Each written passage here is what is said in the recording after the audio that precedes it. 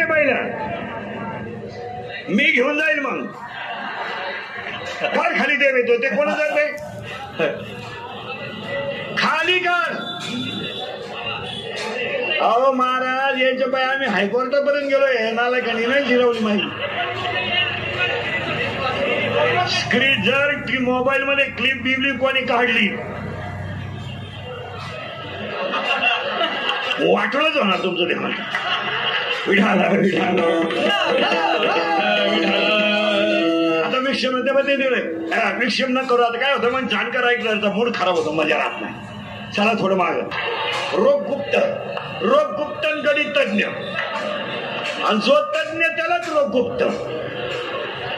मग पहिली गोष्ट आहे निवृत्त व्हायचं आहे पण ज्ञानाशिवाय नाही. ते ज्ञान कोणतं? चौथा अध्याय. ते ज्ञान पाहिजे बर बोलत जा. ते ज्ञान पाहिजे बरवे जरी म्हणे आधी एम.ए. बिमे नाही. 1.5 वर्षामध्ये 1.5 वर्षामध्ये जेवढे डॉक्टर आहेत महाराष्ट्रात 1.5 वर्षात एकाही डॉक्टरची पेशंटनं पदवी पाहिली नाही. तू किडनी तज्ञ आहे का नुसता बाळात पण तज्ञ आहे का कोणता तज्ञ? फक्त मी खोकतोय ना झोपव मला. मी फक्त खोकतोय म्हणून मला झोपव. तुझ्या पदवीशी मला काही गेलं नाही. मग कोणतं ज्ञान? एम.ए. नाही. मग ते ज्ञान निवृत्त हो ज्ञान मिळेल. ते मिळवणं सोपं आहे. फायदा तुला मुक्ती मिळेल. तो देव एक आहे हे कोण सांगतंय? तू का राम तूच राम आहे. आलं कशाला उद्धरया जन जन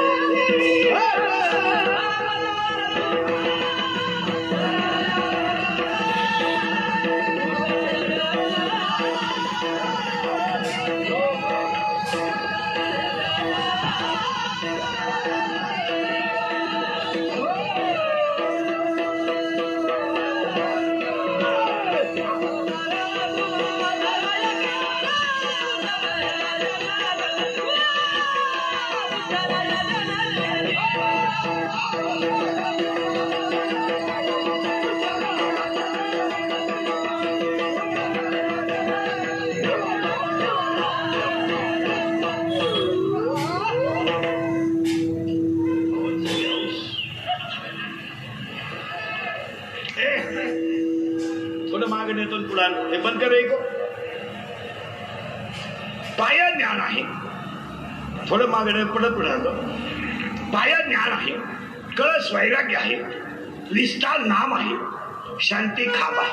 ती इमारत वारकरी संप्रदाय.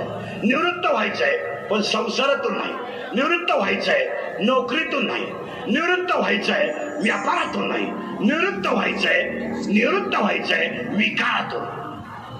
आणि विकारातून निवृत्त होण्याला ज्ञानच आहे, ज्ञानाशिवाय पर्याय नाही. उत्तर सांगू, मोराच्या पिसाऱ्यावर किती सुंदर डोळा असला तरी मोर त्याने कधी पाहू शकत नाही. मोराच्या पिसाऱ्यावर किती सुंदर डोळा असला तरी मोर त्याने कधी पाहू शकत नाही. तुम्ही किती श्रीमंत असा, संत आशीर्वादाशिवाय मोठे होऊ शकत नाही. पुन्हा ऐका, शेळीच्या गळ्याचं सर किती लोंबलं तरी दूध देऊ शकत नाही. गाईच्या काशीतलं गुचीर कधी दूध पिऊ शकत नाही. गाळातला बेडूक कधी फुलाचा सुगंध घेऊ शकत नाही. प्रेताला केलेला मेकअप कधी शोभा देऊ शकत नाही. मुंडकं नसलेल्या स्त्रीच्या गळ्याला सोनं शोभून दिसत नाही. दाणे नसणारी बाजरी शेतकऱ्याच्या फायद्याची नाही. पाणी नसलेलं धरण जनतेच्या फायद्याचं नाही. ज्ञान नसणारी माणसं समाजाच्या फायद्याची नाही. पुन्हा नीट ऐका, खडकाळ पडलेला पाऊस कधी गावाच्या फायद्याचा नाही. खडकाळ पडलेला पाऊस कधी गावाच्या फायद्याचा नाही. बाजून पेरलेलं बी कधी उतरू शकत नाही. परमार्थ नसणारं घरानं कधी यशस्वी होऊ शकत नाही. माऊलीच्या का खडकी जायचे वर्षले का आगे माझी पेरणे. खडकाळ पडलेला पाऊस. आता पुन्हा उलट फिरू, मुक्याला बोलायला लावण्याची ताकद फक्त सरस्वतीला आहे.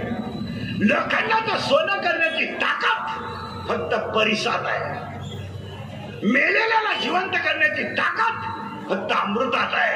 या जगाला सुखी करण्याची ताकद फक्त वारकरी संप्रदायातल्या विचारात आहे. एमएबीबी नाही, कोण खात नाही एमएबी. तुम्हाला सांगितलं कोणी शिकलेल्या माणसाला.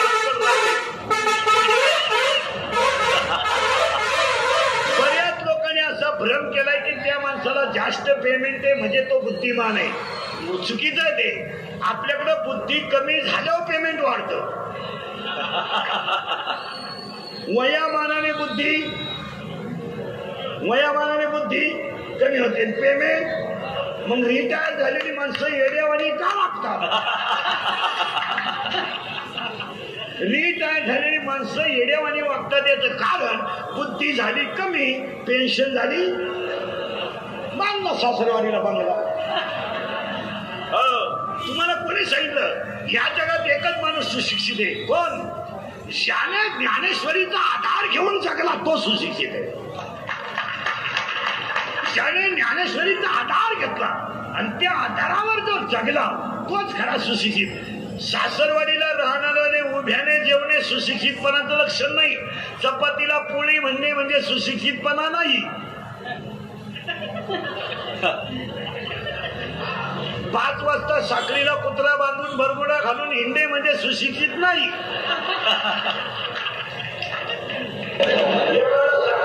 भरगुडा दोन्ही तो आम्ही डांबरीला, याला सुशिक्षित म्हणायचं नाही. ज्याने कधी धर्माला ग्लानी येऊ दिली नाही, ज्याने आईबापाची मान कधी खाली होऊ दिली नाही आणि ज्याने वारकरी संप्रदायाला डाग लागू दिला नाही तो सुशिक्षित. ज्यानं आपल्या आई वडिलांची मान कधी खाली होऊ दिली नाही, ज्याने धर्माला कधी ग्लानी येऊ दिली नाही आणि ज्यानं वारकरी संप्रदायाला डाग लागू दिला नाही तो सुशिक्षित.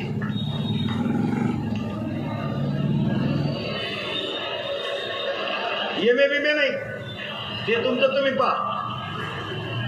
एमएबीबी नाही, सुशिक्षित ते पण ज्ञानाशिवाय नाही. आणि आज 99% लोक 99% लोकांना ज्ञान नाही. 100 लोक तर 90 लोक येडे आहेत सध्या. तुम्ही मला कशावरून द्या उत्तर पटापटा. सगळ्या माणसांना आज मोठं भाग्य आहे महाराज. आज आमची सगळी वारकरी संप्रदायातली दिग्गज मंडळी ज्यांनी वारकरी संप्रदायाला वाहून घेतलं अशी मंडळी स्टेजवर आहे. पण एक ध्यानात ठेवा, तुम्ही सगळेजण देवाकडे ही प्रार्थना करा, देवा तुम्ही मी स्टेजवरचे सगळे भाग्यवान आहेत का आपण दुसऱ्या लाटेतून वाचलो.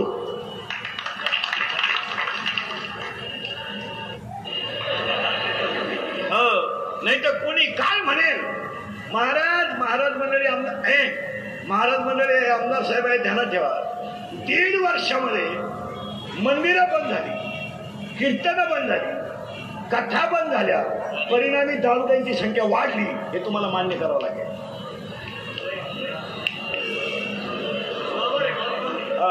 दारुड्यांची संख्या वाढली, गुन्हेगारांची संख्या वाढली, चोरीचं प्रमाण वाढलं आणि माणसं बेधुंद झाली. फक्त वारकरी संप्रदायाचं ज्ञान 1.5 वर्षात कमी पडलं. म्हणून जर गावोगाव सत्य चालू असते, हे देवडे बावडे जाग्यावर आले असते, पण यांना मोकळं मैदान सापडलं. आणि दुसरा मुद्दा सांगतो, याच्याबाई आमची 50% मालकरी मंडळी सुद्धा कमी झाली. कारण ह्या नालायकांनी काय केलं महाराज, अंडे खाले का कोरोना होत नाही. की नालायक हे अंडरपॅन्टी काढून आणले पाहिजे. अंडे खाल्यावर कोरोना होत नाही. हे सगळी मंडळी अंडे उकडली, वांगे सोडून दिली. वांग झालं 20 रुपये किलो, अंड झालं 4 रुपयाने. त्याच्यात आमचे काही मालकरी पॉझिटिव्ह निघले, कुठले अंड्या. पण ज्यांनी माळा काढल्या ते 3ऱ्या लाटेत नसणार.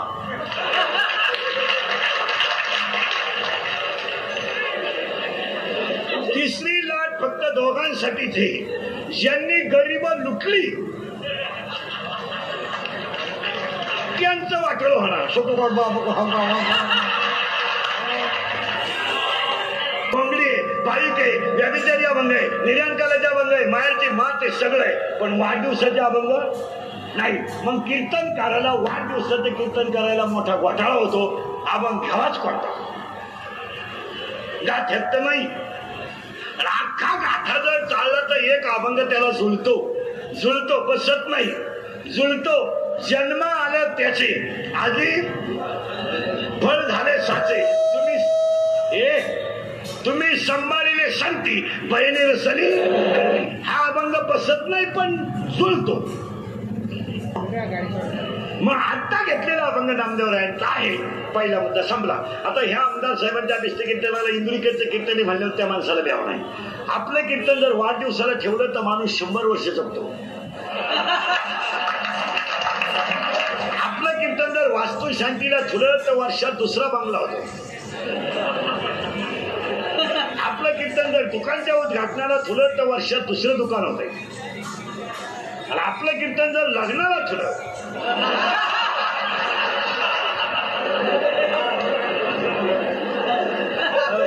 आता ह्या माणसाबद्दल आज्ञार्थी एक वाक्य का बोलायचं माहितीये का. काही असू दे, पक्षविषय तो विषय बाजूला आहे, पण तो माणूस वारकरी संप्रदायाशी निगडीत आहे. नाहीतरी जवळजवळ संप्रदायाचं राजकारणाचं कोणत्याच बाबतीत जमत नाही. पण या माणसाने कसं जमावलं त्याचं त्यालाच माहिती. नाही तर पुढारी कुठं गंधन माळ नाच कुठं राहतं का. पुढारी म्हणजे 5 वाजता डोळे लाल,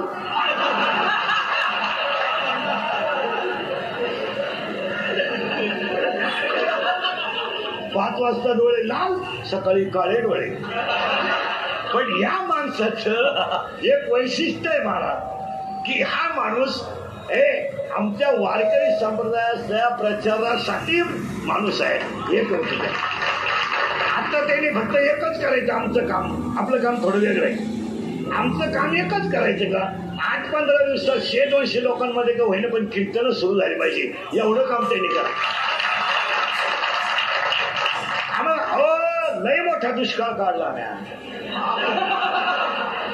महाराज. कोरोनानं कोणाचीच जिरवली नाही, एवढी आमची जिरवली. फोन चालू ठेवून रिंग वाजणार रे, फोन चालू ठेवून रिंग. हो नाही तर आमचे गायक वादक पहिले भजनाला बोलवले ना, हे सत्याला जेवायला लय ठेप, भजे नको भात दे. आता म्हणत्या काही दे बोलव.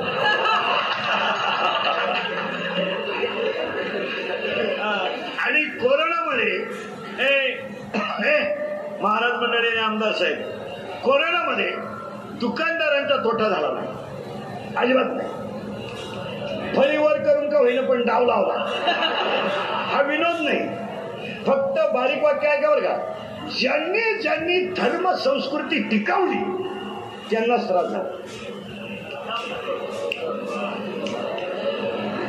तमाशा बंद.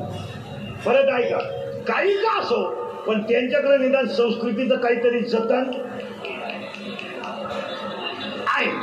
तमाशा, जागरण गोंधळ, कीर्तनकार, रामायणकार, भजनकार, माळ विकणारे, गज विकणारे, फुलं विकणारे, उपजीविका भगवंतावर करणारे, सगळ्यांचं वाटोळं झालं. कोणना बसलेल्या माणसाला दारू मिळाली नाही.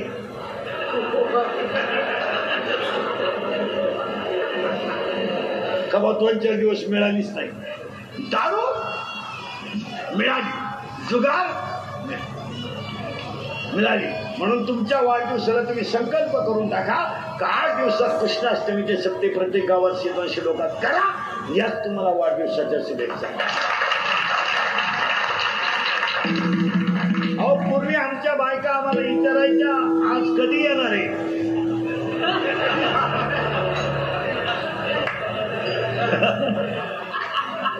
आता विचारी ते आज जाणार आहे का. हसत हसत जगा. जाऊ द्या, माझ्या पुढे बसलं 15 मिनिटामध्ये तुमचं 6 महिन्याचं दुखणं तर गेलं. हसलं पाहिजे.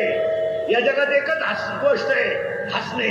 आणि जी माणसं मोठ्यानं हसतात ती सज्जन असतात, आणि जी गालात हसतात ती गद्दार असतात.